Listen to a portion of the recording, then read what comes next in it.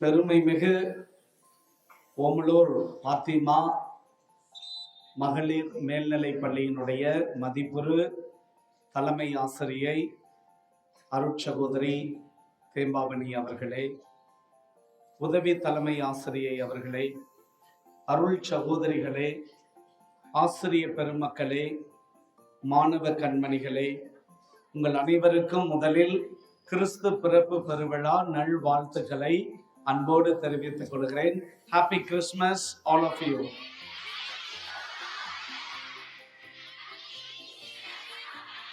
Thank you so much.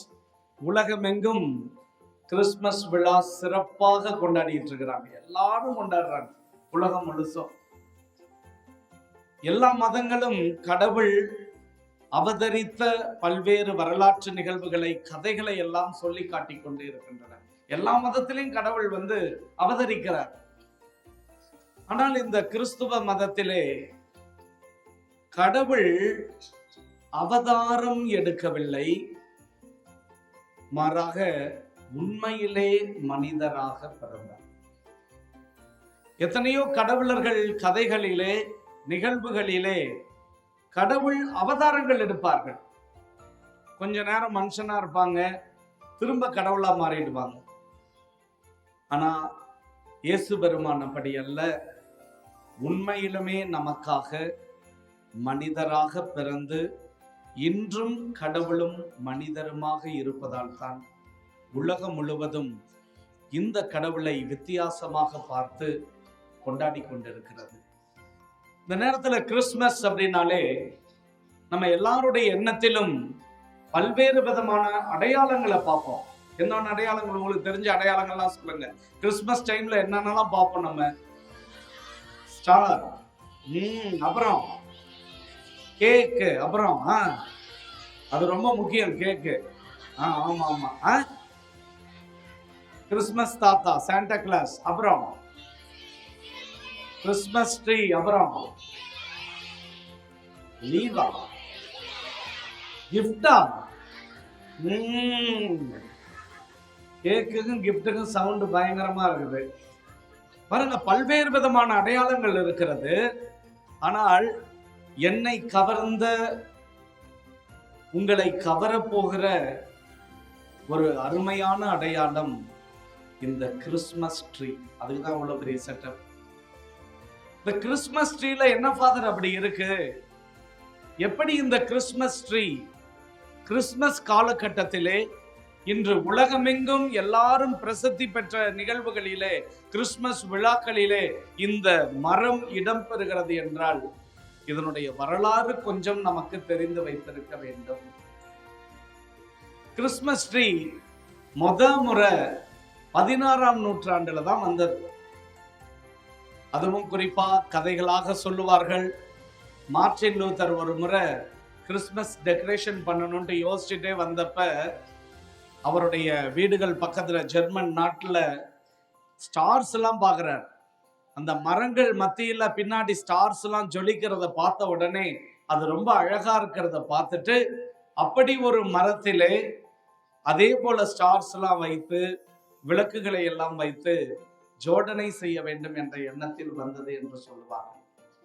Christmas பிறந்த, அந்த tree பிறந்த கதை பல்வேறு வகைகளில் சொல்லப்பட்டிருந்தாலும் இந்த மரம் இன்று வரை அமைதியின் அடையாளமாக பார்க்கப்படுகிறது.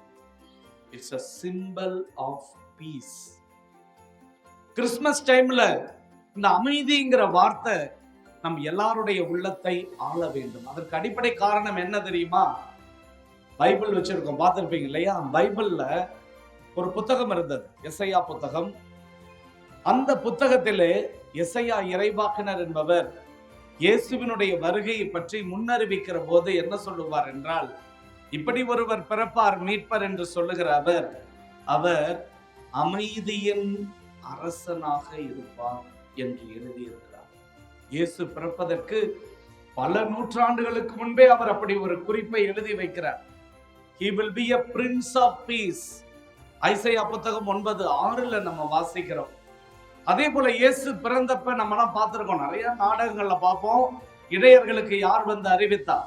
வானதூதர்கள் அறிவித்தாங்க. இயேசு பிறந்தப்ப வானதூதர்கள்லாம் வந்து உன்னதத்தில் கடவுளுக்கு மாட்சி, மண்ணில் வாழுகிற மக்கள் அனைவருக்கும் அமைதி என்ற வார்த்தையை பயன்படுத்த.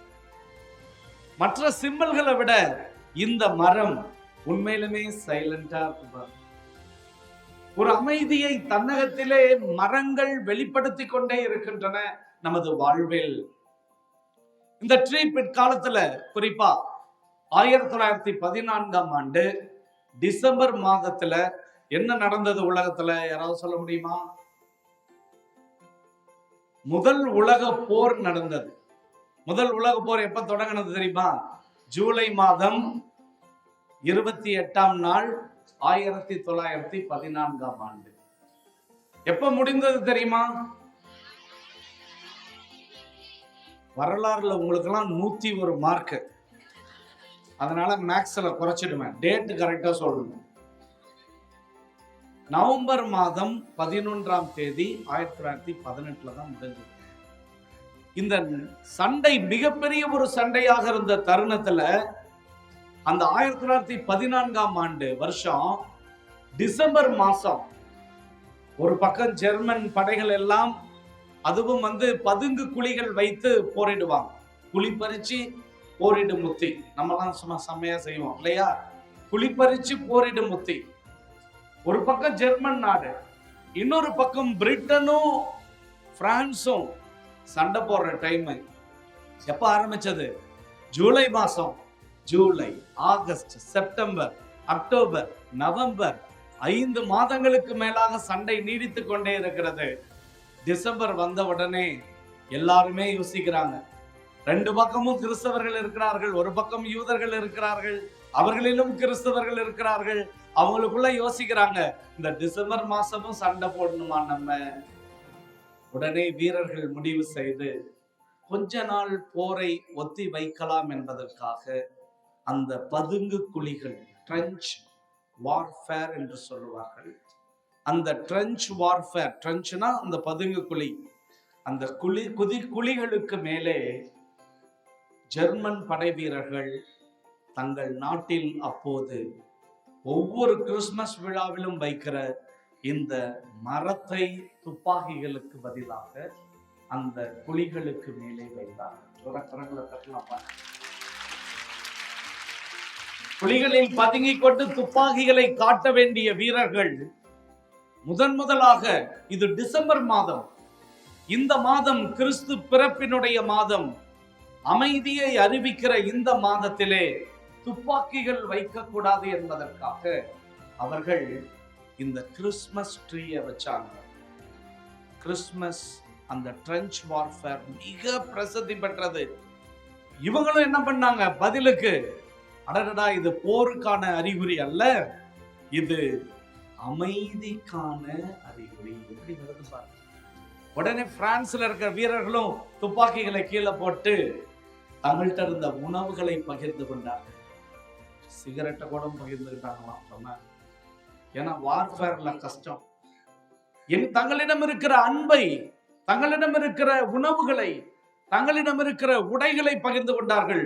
அப்போது அவர்கள் செய்த மிக உன்னதமான ஒரு காரியமும் இருக்கிறது. 2 நாட்டில் அந்த போர்க்காலத்திலே அந்த போர் நடந்த இடத்திலே இறந்தவர்களை ஒன்றாக 2 வீரர்களும் இணைந்து புதைத்தார்கள். இறந்தவர்கள். ஒரு மரம் மகத்தான வாழ்க்கை பாடத்தை நமக்கு கற்றுக்கொண்டே இருக்கிறது. We should always choose peace.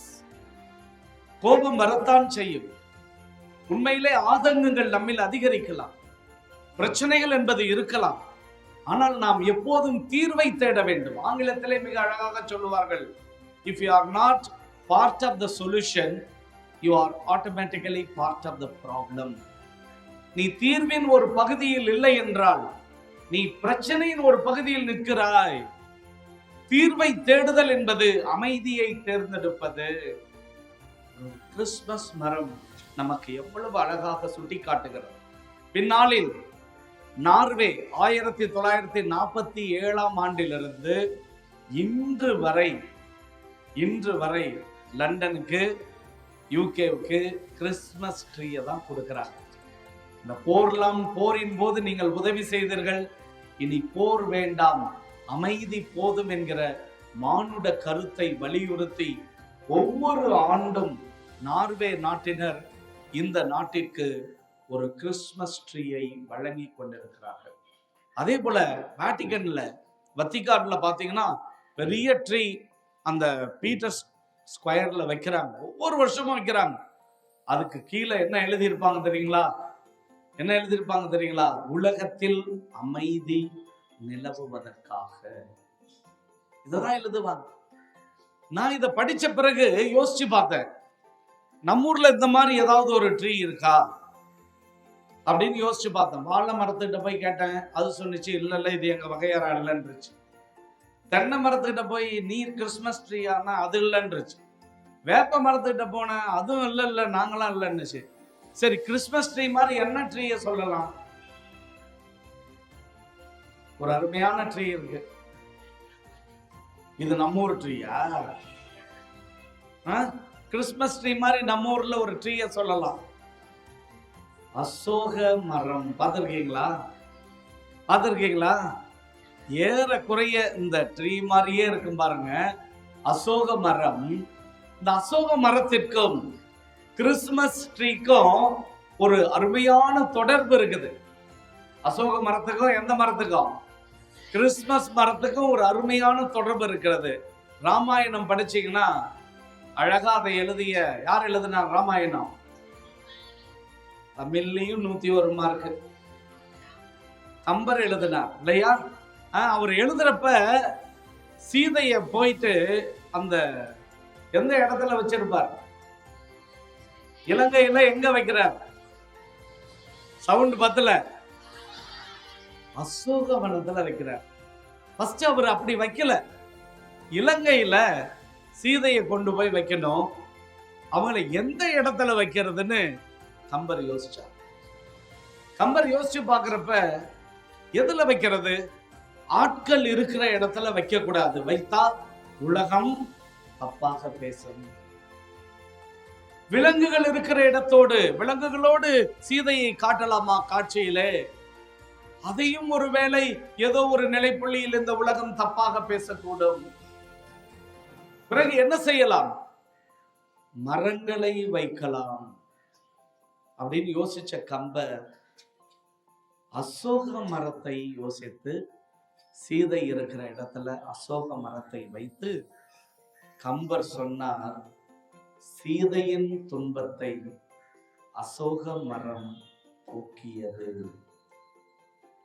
துன்பம் போக்குகிற ஒரு கருவியாக அந்த அசோக மரம் சீதைக்கு இருந்தது. அந்த சீதைக்கு ஒரே ஒரு ஆறுதல், இந்த மரம்தான் பேசாத பிரசன்னமாய் அவளின் துன்பம் போக்க உதவியது என அழகுரை. ஒரு மரம் அமைதியை பெருந்தெடுத்து அமைதியை வழங்கி அடுத்தவரின் துன்பம் போக்குகிறது என்றால் நாமும் அப்படிப்பட்ட ஒரு வாழ்வை நமது வாழ்வில் வாழ வேண்டும். பின்னாளில் கிறிஸ்துமஸ் மரத்தை இயேசுவினுடைய சிலுவையோடு ஒப்பிட்டு பார்த்து அந்த சிலுவையும் இந்த உலகத்திலே பாவ கரைப்பட்ட மக்களுடைய துன்பங்களை போக்குகிற ஒரு கருவியாக இருந்தது என சொல்லுவார். இந்த கிறிஸ்துமஸ் விழால எத்தனையோ அடையாளங்களை பார்க்கிற நாம இனி கிறிஸ்துமஸ் ட்ரீயை பார்க்கிறப்ப அமைதி என்கிற வார்த்தை நமக்கு தெரியவில்லை. அதே போல கிறிஸ்துமஸ் ட்ரீயை பார்க்கிறப்பெல்லாம் நான் பிறரின் துன்பம் போக்குகிற ஒரு பிள்ளையாக நமது வாழ்வு வாழ வேண்டும். இன்னொன்று ஆங்கிலத்துல சொல்லுவாங்க, some people bring happiness when they come in, some people leave happiness when they go out. சிலர் வந்தாலே நமக்கு சந்தோஷமா இருக்கும், சிலர் போனாலே நமக்கு சந்தோஷமா இருக்கும். டீச்சர் வகுப்பறை விட்டு போனா எப்படி இருக்கும்? பார்த்து வச்சுக்கிட்டாங்க, எல்லாம் பார்த்துக்கிட்டாங்க. டீச்சர் உள்ள வந்தா எப்படி இருக்கும்? திங்கக்கிழமை ஃபர்ஸ்ட் அவர் எப்படி இருக்கும் நமக்கு? அப்பா சொல்லணுமா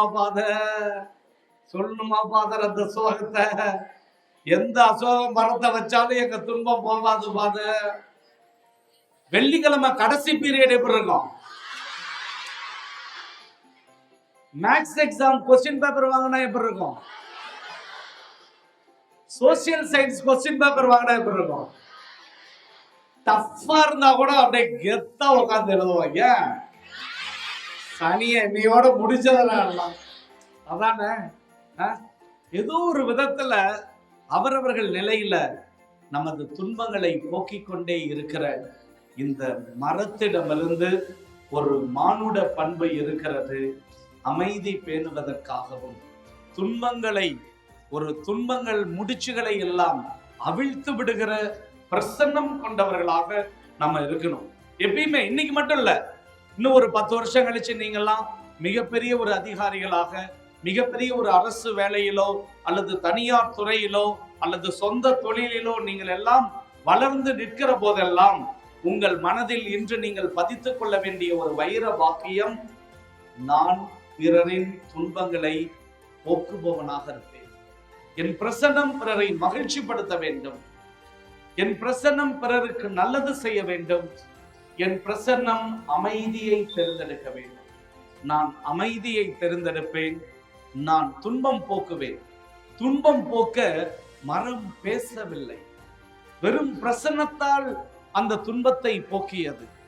சிலுவை மரமும் வரலாற்றில் மிகப்பெரிய துன்பம் போக்கும் கருவியாக அடையாளப்படுத்தப்பட்டது என்றால், அந்த வாழ்வை பார்க்கிற பின்பற்றுகிற நாமும் துன்பம் போக்குகிறவர்களாக நமது வாழ்வில் இருந்து பிறரை மகிழ்வித்து மகிழ கற்றுக்கொள்ள வேண்டும் என சொல்லி இந்த வாய்ப்புக்கு பெருநன்றி கூறி இடம் அமர்கிறேன்.